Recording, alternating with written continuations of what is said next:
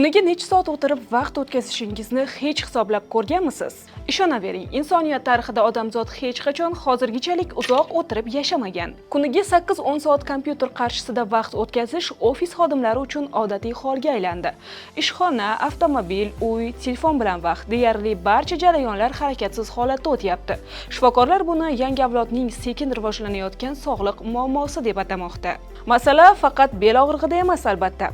Tibbiyotda uzoq vaqt harakatsiz o'tirish kam harakat turmush tarzi sifatida baholanadi.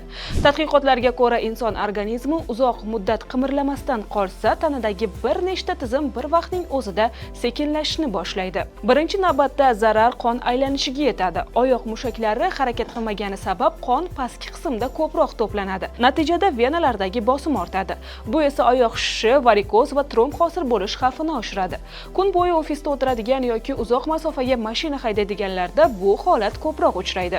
Ikkinchi muammo umurtqa va mushaklar bilan bog'liq.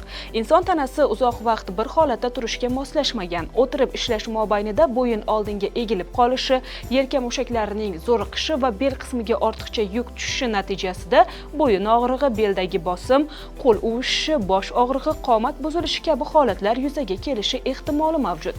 Ortopedlar ayniqsa noto'g'ri o'tirishni xavfli deb hisoblaydi, chunki bosh oldinga santimetrlab siljigani sari bo'yin umurtqalariga tushadigan yuk bir necha kilogrammga ortadi. Muammo faqat jismoniy jihatdan ham emas. Nevrolog va psixologlar uzoq vaqt yopiq joyda ekran qarshisida ishlash stress gormonlari ko'payishi, uyqu sifati buzilishi va diqqat pasayishiga olib kelishini ta'kidlaydi.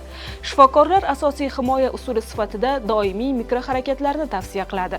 Ular quyidagicha: har 40-60 daqiqada o'rindan turish, 2-5 daqiqagacha piyoda yurish, bo'yin va bel uchun cho'zilish mashqlarini bajarish, ekran balandligini ko'z bilan tenglashtirish, oyoqlarni uzoq vaqt bukib o'tirmaslik hamda imkon qadar ko'proq piyoda yurish.